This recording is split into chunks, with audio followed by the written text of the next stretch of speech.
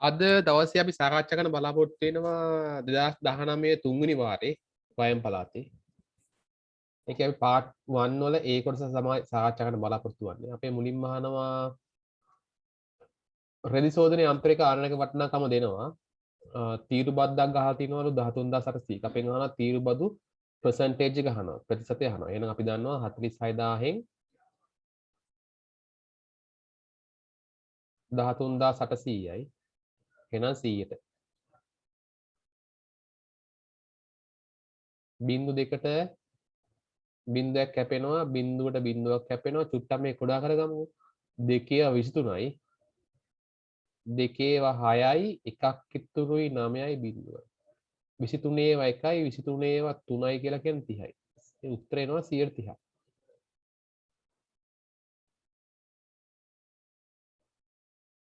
පහයට 3යි b එකරින b b නේ අපි අනිවාර්යයෙන් මෙතන වරහන දාගන්න ඕනේ. දාගෙන මෙයා අපි හරය සමාන කරගන්න 3න් ගුණ කරමු. ඒත් අපිට පේනවා 3යි b පොදු වෙනවනේ.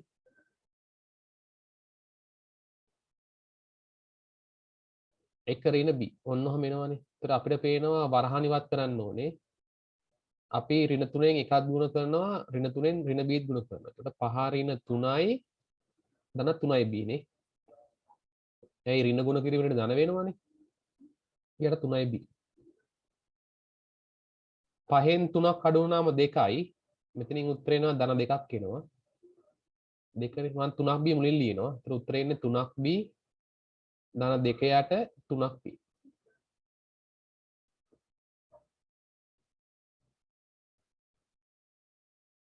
අවශ්‍ය වරහන් දාන්න පුළුවන්.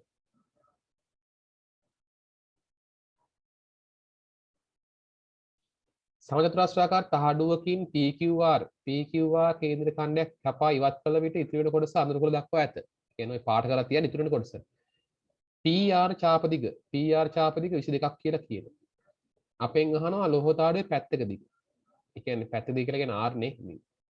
එහෙනම් අපි දන්නවා චාපදිග සමානයි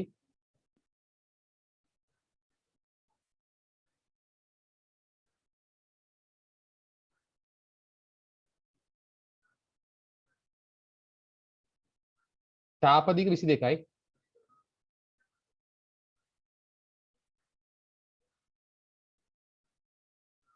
ඒතර R තමයි හොයන්න ඕනේ.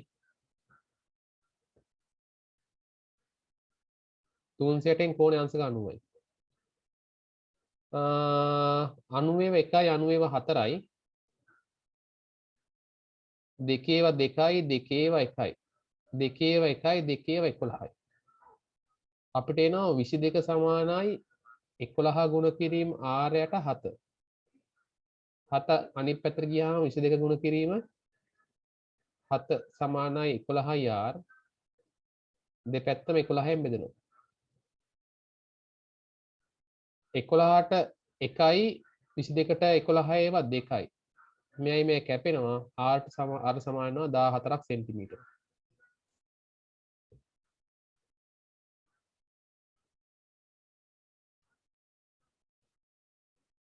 රූපේ දැක්වෙන PQRS චතුරස්‍රයේ ලකුණු කර දත් අණුව අංග සමවන ත්‍රිකෝණ යුගලක් නම් කර. දැන් අපිට කියනවා අංග සම වෙන මේ ත්‍රිකෝණ යුගලක් අහනවානේ. ඉතින් මං හිතනවා එක ත්‍රිකෝණයක් මෙන්න මේක කියනවා.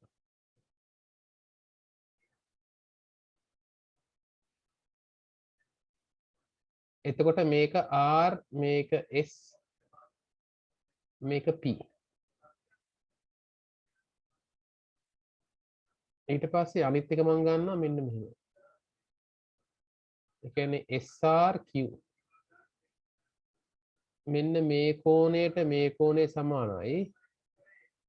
මේ පාදයට මේ පාදය සමානයි. ඒතර SR කියන්නේ පොදු පාදයනේ. SR පොදු පාදය. ඒ කියන්නේ මෙයයි සමානයි පොදු පාදය. ඉතින් අපිට පේනවා පාද දෙකයි කෝණයයි. එහෙනම් අංග සම ත්‍රිකෝණ තමයි SPR ත්‍රිකෝණය හා SRQ ත්‍රිකෝණය අංග සම අවස්ථාව පාද දෙකයි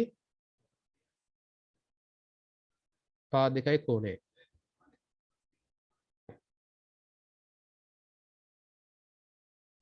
පස්වෙනි එක ගමන් කරන බස් රථයක චලිතයට අදාළ දුර කාල පස්තර දැක්වෙනවලු අවසාන මිනිත්තු 30 තුල. අවසාන මිනිත්තු 30 කියලා කියන්නේ මෙන්න මේක. වේගය. එහෙනම් අපි දන්නවා වේගය කියලා කියන්නේ මේ උස බෙදීම මේ දිගනේ. ඒ කියන්නේ මේ උස බෙදීම මේ දිග. එහෙනම් අපිට උස එනවා කොච්චරද? 30 ඉඳන් 50ට එනවා 20යි කිලෝමීටර එනවා. වේගය සමානයි. මේ පරතරය කියන්නේ කාල පරතරය එනවා 70 40ක් වුණාම 30යි මිනිත්තු වෙන්නේ. පොඩි කේසයක් එනවා උඩ තියන්නේ කිලෝමීටර යට තියන මිනිත්තු. එහෙම නෑනේ. නේද? අපි මොකද කරන්න ඕනේ මිනිත්තු පැය කරමු. එතකොට ලේසි. එතකොට 20යි කිලෝමීටර් මම මිනිත්තු 30 ලියනවා පැය වලින්. පැය භාගයයිනේ. නැත්තම් 30 බෙදීම 60යි. දැන් හරි. දැන් අපිට පැයට කිලෝමීටරෙන් එනවා. එතකොට මම මේක ටිකක් සුළු කරගන්න බලනවා. 20 බෙදීම 30ට 60නේ. එහෙනම් බෙදීම මම ගුණ කිරීම කරනවා. ඒ කියන්නේ 20 ගුණ කිරීම 60 උඩ ගිහිල්ලා 30 පල්ලෙහාට එනවා. 30 එකයි 30 දෙකයි. උත්තරේ එනවා 40යි. ඒක කවුලක් නෑ. ඒක උඩ තියන්නේ කිලෝමීටර් යට තියන්නේ පැය. ඒ කියන්නේ පැයට කිලෝමීටර් 40ක් කියලා එනවා.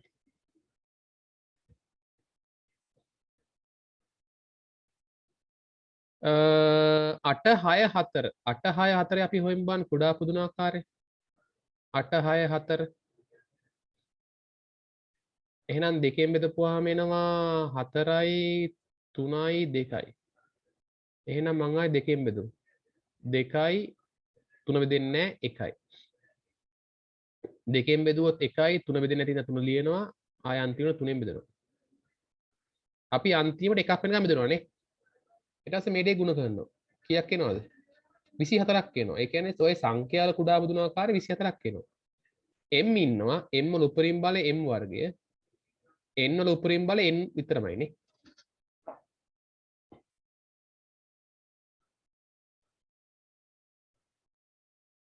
අපි දන්නවා මෙයා පාදය 10යි මෙයා තමයි දර්ශකය 1.7යි 5යි 0.5යි 56.3යි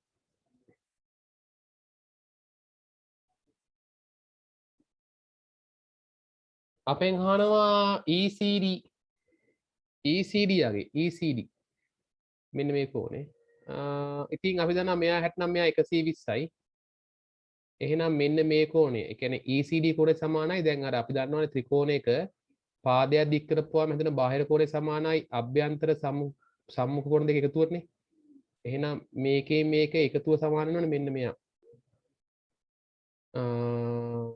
120යි 25යි 145යි අංශක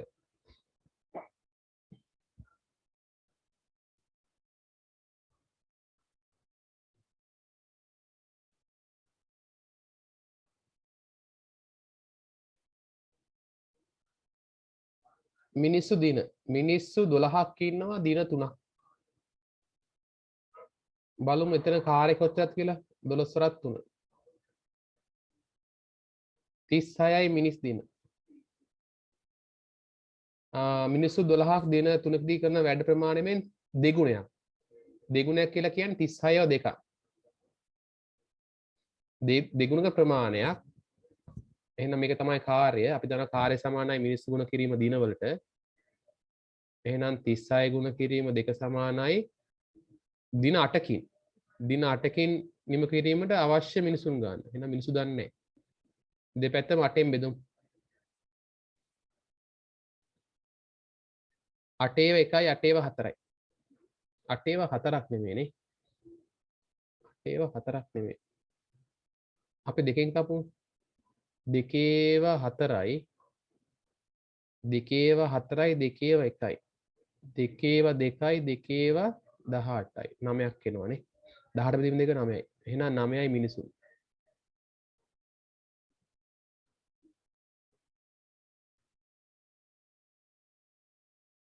සාමාන්‍යයෙන් මෙහෙම ගණන් හදනකොට මේක එච්චර හිතන්න එපා ඔයගොල්ලෝ 6යි x වර්ගය ඍණ 7යි x ධන 2 සාධක හොයන්න. නැත්තම් මේ මෙතනට පැටලුනොත් ටිකක් අමාරුයි හිතන්න. මොකද සාමාන්‍යයෙන් මේ වගේ එක හොයන්න පුළුවන් සාධක එක එච්චර අවුලක් නැහැනේ. මුලින්ම අපි 6ෙන් 2 ගුණ කරපුවා මොකක්ද එන්නේ? x වර්ගය ඍණ 7ක් x ධන 12නේ. ඒත් අපි දන්නවා මේකේ සාධක ඇවිල්ලා ඍණ 3යි ඍණ 4යි නේ. එහෙනම් ඒක මම මේ යටින් ලියා ගන්නවා.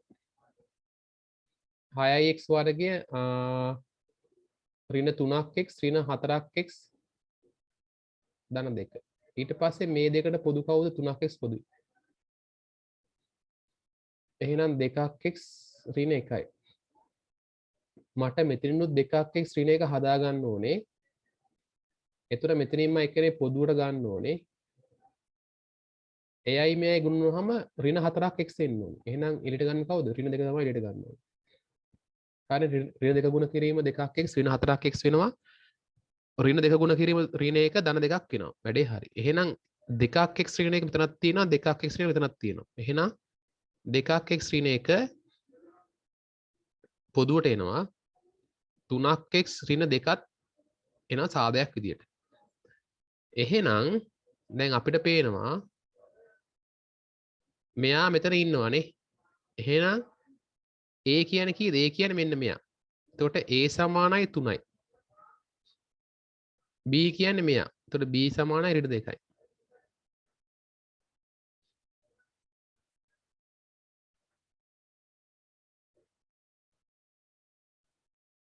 එක්තරා සංඛ්‍යාවක වර්ගමූලය පළමු සන්නිකරණය 4.5යි. එහෙනම් අපි 4.5 4.5න් ගුණ කරනවා. අපි 45 45න් ගුණ කරමු. 5 25යි දෙකක් ඉතුරුයි 20යි 22යි. 4 5 20න් බිඳුව දානවා දෙකක් ඉතුරුයි 16යි 18යි. 5යි 2යි බිඳුවයි 3යි. මොකක් හරි කේස් එකක් ගියා පොඩ්ඩක්. 1යිනේ 2යිනේ 2යි 20යි. 8යි 2යි 10න් බිඳුවන එකක් නේ ඉතුරු. ඒතර 2යිනේ. උත්තර එනවා 20.25යි. 20.25යි. ඒක ගුණ කරපුවාම 20.25යි. අපි 16යි 18යි අයින් කරමු. එතකොට දැන් අපිට ප්‍රශ්නයක් එනවා. අපි ගන්න ඕනේ 20ද 21ද කියලා ගන්න ඕනේ. එහෙම එකක් එනවානේ. එහෙනම් අපි බලනවා 20.5 ළඟම කවුද? ළඟම 20නේ. ළඟම 20. එහෙනම් අපිට ගන්න වෙන්නේ 20 උත්තරේ. ඒ කියන්නේ අපිට සංඛ්‍යා එකක් ඇන්දොත් මෙයා 20 නම් මෙයා 21 නම් අපිට පේනවා මේකේ මැද කවුද? 20.5යිනේ. ඊටතට අඩුවෙන් ඉන්නේ 20.25යි. එහෙනම් ළඟම එක්කෙනා 20.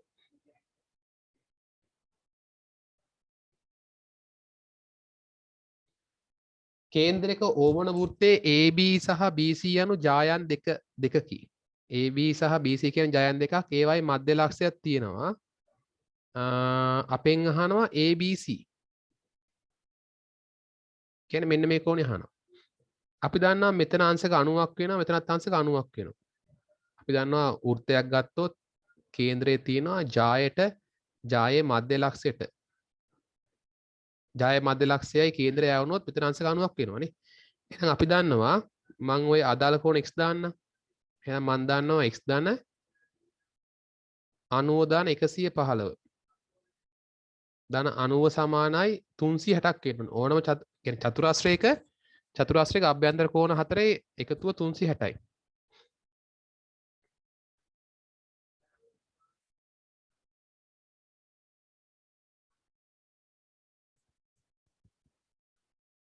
පහයි 18යි 1යි 19යි එකක් ඉතුරුයි 2යි.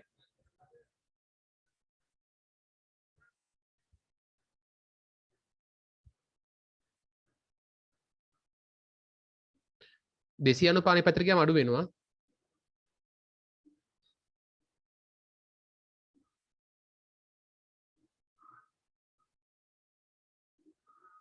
දෙසී අනු පහ 360න් අඩු කරන්න ඕනේ. ඒ කියන්නේ 360න් 295ක් අඩු කරන්න ඕනේ. හරිනේ. 90යි 90යි 180යි 180යි 195යි 295යි හරි.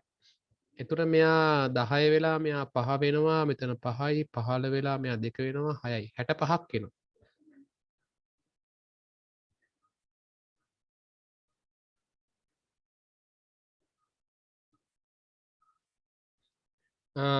අපි දන්නවා මෙන්න මේ කොටස බිඳුව කරන්න ඕනේ. ඒ කියන්නේ භාගයයි x සමානයි බිඳුව හෝ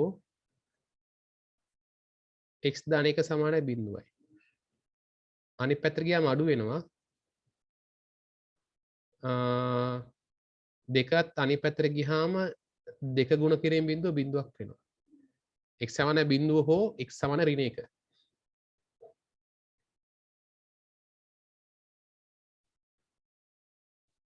ඊට පස්සේ අපෙන් අහනවා ABC ලක්ෂයා කළ විට සම්පා ත්‍රිකෝණය ලැබේ. කියන්නේ මේ පාදයයි ඔපඩ ඉන්න. යා කළ විට ABC යා කළ විට සම්පා ත්‍රිකෝණයක්. එතකොට මෙතන සම්පාදයිනේ. එහෙනම් අපි දන්න සම්පා ත්‍රිකෝණයක අභ්‍යන්තර කෝණයක් අංශක 60යිනේ.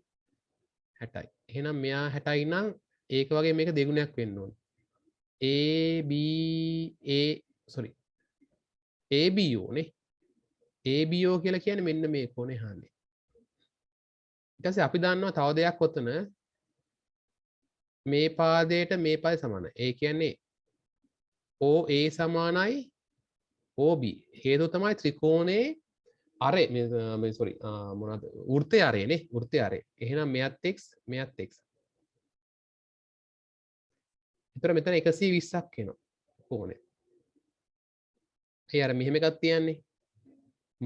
ත්‍රිකෝණයක සෝරි වෘත්ත චතුරාස්‍රයක නැත්තම් අර වෘත්ත ගණන් වල මොනවාද පරිධි ආපත කෝණය වගේ දෙගුණයක් වෙනවනේ කේන්ද්‍ර ආපත කෝණේ නේද? එතන අපිට එනවා එකක් x ධන 120 180ක් එනවා. මෙතනින් දෙකක් x එනවා. හරි අනිත් පැත්තට ගියාම අඩු වෙනවා. 190 120ක් අඩු වෙනවා. 60යි. දැන් දෙපැත්තම දෙකෙන් බෙදෙනවා. x සමානයි 30ක් කියලා එනවා.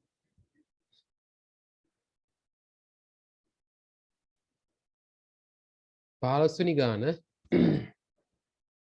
කණ්ඩාංගතය දැක්වෙන AB රේඛ අන්තක්ඛණ්ඩය. අපි දන්නවා අන්තක්ඛණ්ඩය කියලා කියන්නේ එතන y කැපෙන තැන.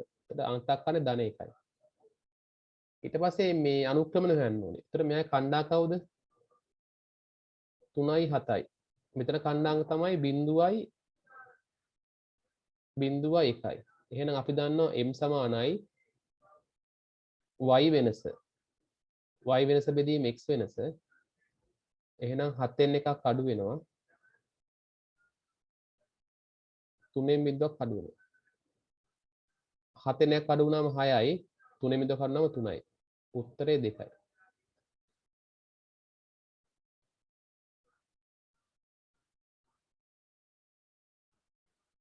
ABC ඍජුකෝණික ත්‍රිකෝණයේ දිය තොරතුරු අපි හා tan θ. අපි දන්නවා tan θ කියලා කියන්නේ සම්මුඛ පාදයේ බෙදීම බද්ධ පාදය. ඒතර සම්මුඛ පාදයේ 3යි බද්ධ පාදයේ 4යි. ඒතර අපි දන්නවා 3 4 මෙයා 5 වෙන්න එපා. අර පරිතුරස් වෘත්තයක්නේ නේද? එහෙනම් 5 බෙදීම 3 බෙදීම 5 කියලා කියන්නේ sin θ. sin θ සමානයි සම්මුඛ පාදය බෙදීම කර්ණ පාදය. එහෙනම් sin θ උත්තරේ එන්න ඕනේ.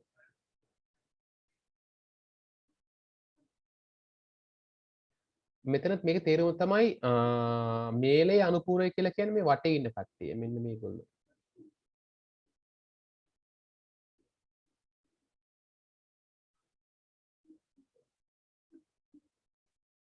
A මේල B වල අනුපූරක කියලා කියන්නේ 1යි 6යි.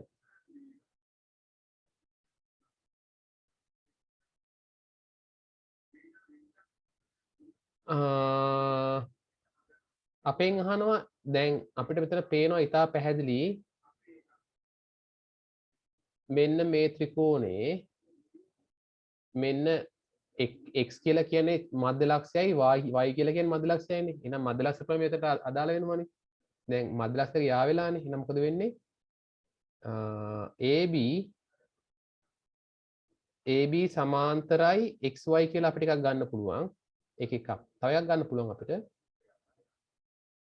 AB සමානයි 2යි xy. ඔය ඕක ලියන්න පුළුවන් AB බෙදීම 2 කියලා ලියන්න පුළුවන්. AB බෙදීම 2 සමානයි xy. එහෙම ලියන්න පුළුවන්. ඊට පස්සේ කොහොමද මේ දෙක සමාන්තරයි? අපෙන් අහනවා චුට්ටක් මේක ලොක් කරගන්නම්ම.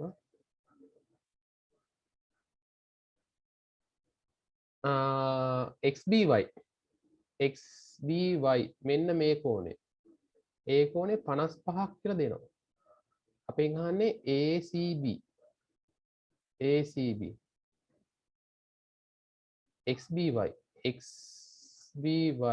එක 55යි අපෙන් අහන්නේ ACB මෙන්න මේ කෝණේ අහන්නේ. අපි දන්නවා මේක කීයක් වෙනවද? මේකත් 55ක් වෙනවනේ. හේතුව කියන්නේ මෙන්න මේ පාදයයි මේ පාදයයි සමානයි නේද?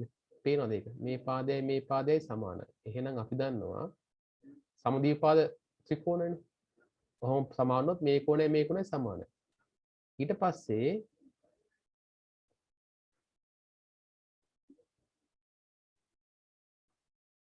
අපි දන්නවා දැන් මෙහෙම ඇන්දොත් මේක. එතකොට මේ කෝණයයි සමාන වෙනවා. එකම ඛණ්ඩයේ කෝණනේ. එහෙනම් 55යි. එකම ඛණ්ඩයේ කෝණ. ACB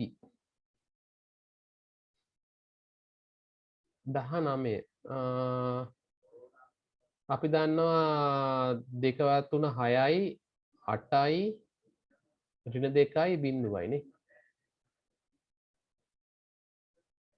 ඍණ 1යි 4යි 2යි y. එතකොට x කියලා කියන්නේ ඇවිල්ලා 6යි ඍණ 1යි එකතු වෙන්න එපා. එහෙනම් 6යි ඍණ 1යි කීයද? 6 ඍණ 1 කියලා කියන්නේ x වෙනවා. ඒ කියන්නේ 5යි. x කියලා කියන්නේ 5යි. y කියලා කියන්නේ මේ කෙරෝලෙක් වෙනවා.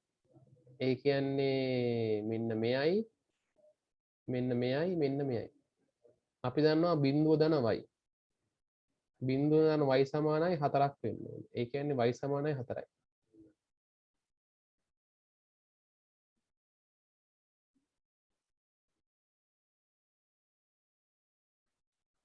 අපිට කියනවා මේ පාදවල මධ්‍යලක්ෂ දෙනවා. මේ පාදයට මේ පාද සමානයි මේ සමානයි මෙහෙම සමානයි.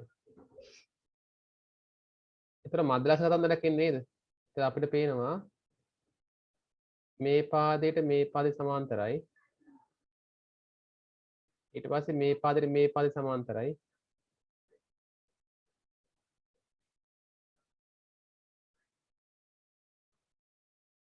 ඊට පස්සේ මෙන්න මෙහෙම සමාන්තර වෙනවනේ.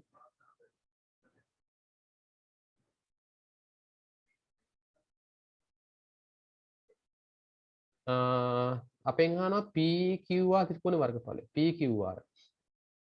PQR ත්‍රිකෝණයේ වර්ගඵලය ABC ත්‍රිකෝණයේ වර්ගඵලයෙන් 4න් පංගුවක්. ඒක හරි. ලොකු ත්‍රිකෝණයේ වර්ගඵලයෙන් 4න් පංගුවක් වෙනවා. දැන් හේතුව කිව්වොත් ඔයගොල්ලන්ට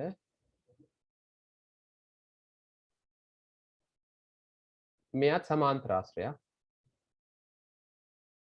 එතකොට මේක සිම්පල් A වර්ගඵලය නම් මෙතන සිම්පල් A වර්ගඵලයක්. අපිට පේනවා මෙතනක් තියෙන්නේ සමාන්තරාශ්‍රයක් නේ. එහෙනම් මේක සිම්පල් A වෙනවා. ඊට පස්සේ තව එකක් එනවා මෙන්න මේක සමාන්තරාශ්‍රයක් නේ. එහෙනම් මෙයායි නම් මෙයත් ඒ වෙනවා. ඔක්කොම මේ 4යිනේ. එහෙනම් ලොකු ත්‍රිකෝණයෙන් මේ PQR ඇවිල්ලා 4න් පංගුවක්. ඒක හරි. එස අපිට කියනවා BPRQ.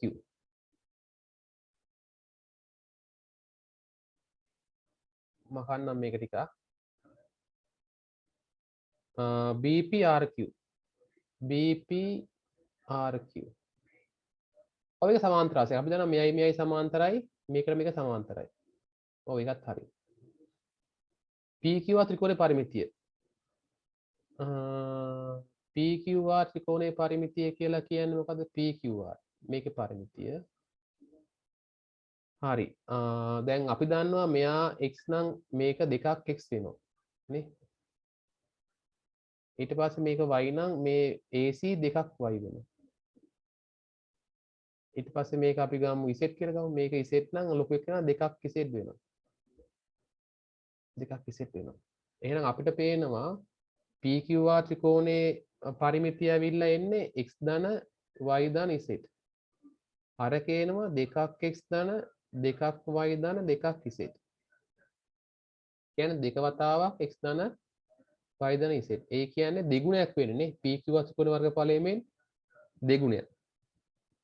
දෙගුණයක් වෙනවා ABC ත්‍රිකෝණයේ පරිමිතිය. නමුත් අපෙන් කියන්නේ PQR ත්‍රිකෝණයේ පරිමිතිය ABC ත්‍රිකෝණයේ පරිමිතියෙන් 4න් පංගුව. 4න් පංගුවක් මේ භාගයක් වෙන්නේ. මේක වැරදි. 21.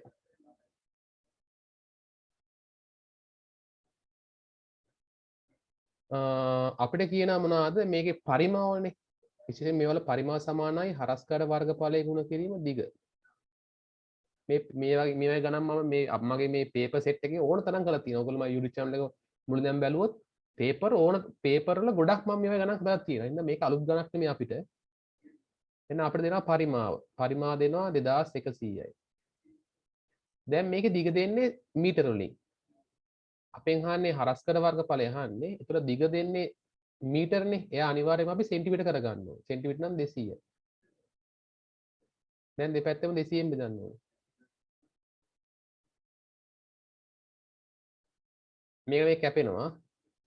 බින්දයක් කැපෙනවා 10.5ක් වෙනවා. 10.5යි සෙන්ටිමීටර වර්ගයක් වෙනවා. මොකද හරස්කඩ වර්ගඵලයක්නේ.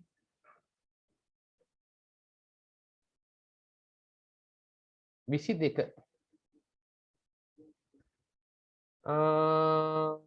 අන්‍ය වශයෙන් බහිෂ්කරණ මොකද වෙන්නේ? A මේල B සමානයි PA ධන PB විතරයි. ඇයි එහෙම කියන්නේ? ඡේදනයේ බිඳුවක් වෙනවා. අන්‍ය වශයෙන් බහිෂ්කරණ ඡේදනයේ බිඳුවයි. PA 4න් 1යි PB 3න් 1යි.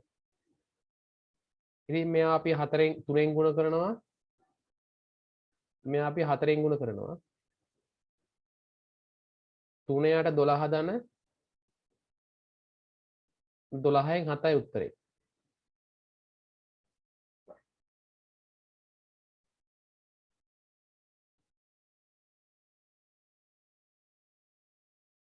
ABCD වෘත්ත චතුරස්‍රයේ AD සහ BC පිළිවෙලින් AD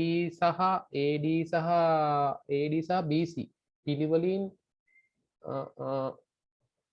E සහ F දික් ඈත කොහොමද කියලා x සහ y වලගේ අහනවා. දැන් අපි දන්නවා වෘත්ත චතුරස්‍රයක. දැන් මෙයා වෘත්ත චතුරස්‍රයක්. හේතු තමයි ශීර්ෂ හතරම තියෙන්නේ පරිදි. එහෙනම් මෙයා වෘත්ත චතුරස්‍රයක්. එහෙනම් මෙයා y නම් අපි දන්න වෘත්ත චතුරස්‍රයක පාදයක් දික් ලෙස හැදෙන බාහිර කෝණය. බාහිර කෝණය අභ්‍යන්තර සම්මුඛයට සමානයි. එහෙනම් මොකද වෙන්නේ? y සහ 2x සමානයි. y සමානයි 2x. ඒක එකක්. ඊට පස්සේ දැන් අපි තව දෙයක් දන්නවා. මොකද්ද මේ මෙන්න මේ පාදයයි මේ පාදය සමාන්තරයි. එහෙනම් මොකද වෙන්නේ? මේ කෝණයයි මේ කෝණ එකතුව මේ එක මිත්‍ර කෝණනේ. එහෙනම් 2x ධන x වල එකතු වෙන්න ඕන 180ක්. මිත්‍ර කෝණ පරිපූර්ණකයි. එහෙනම් 3x සමානයි 180යි. දෙපැත්තම 3ෙන් බෙදෙනවා. x සමානයි 60යි අංශක. x 60යි. x 60යි. ඊට පස්සේ y සමානයි 2 වතාවක් 60. 120ක් වෙනවා.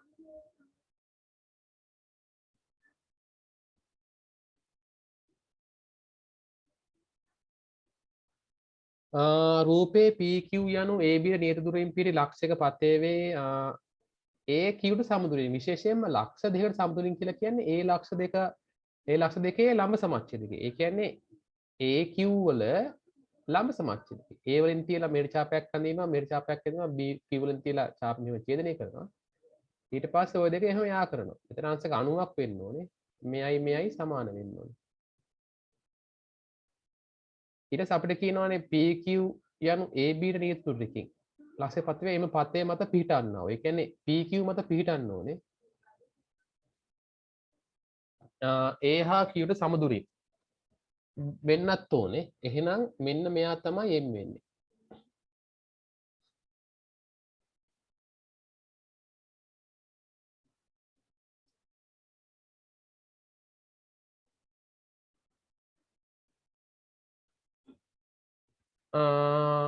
ඊට පස්සේ අපිට කියනවා මොනවද?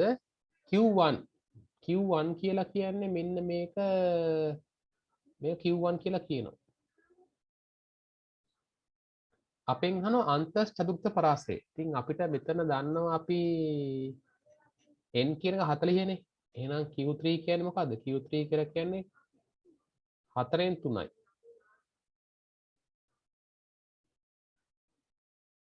4න් 3යි එන්නේ. එහෙනම් 4න් 3යි n කියලා කියන්නේ 40යි. 4 1යි 4 10යි 30ක් වෙනවා. 30යි. එහෙනම් 30ට අදාළ කරන අපි අගේ හොයන්න ඕනේ. මෙන්න මෙහෙම වෙලා මට හිතන විදියට මෙතන කැපෙන්නේ මේක චුට්ටක් ලොක් කරලා බලමු අපි.